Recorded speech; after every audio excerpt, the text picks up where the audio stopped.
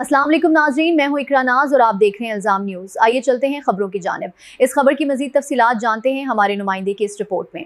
Deputy commissioner west Ali Zulfiqar Memon ने additional deputy commissioner Zahid Ali Bhatti के हमरा Sindh solid waste management board के मजमूई ऑपरेशंस के हवाले से डिप्टी कमिश्नर वेस्ट ऑफिस में एक आला सतही इजलास की सदारत की।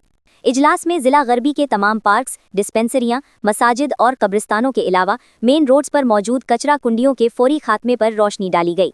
Sindh solid waste management board की नई मैनेजमेंट से मुलाकात मुस्बत रही और सफाई सुथराई और door to door garbage collection के मुकम्मल ऑपरेशन पर तफसील से बात की गई।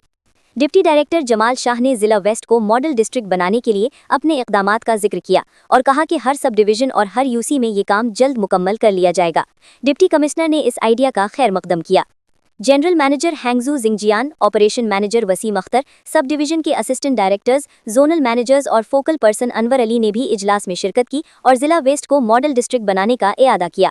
इजलास के आखिर में deputy commissioner west Ali Zulfiqar Memon ने additional deputy commissioner Zahid Ali Bhatti को हिदायत दी कि 15 दिन के अंदर सफाई और सुथराई की मुकम्मल रिपोर्ट पेश करें।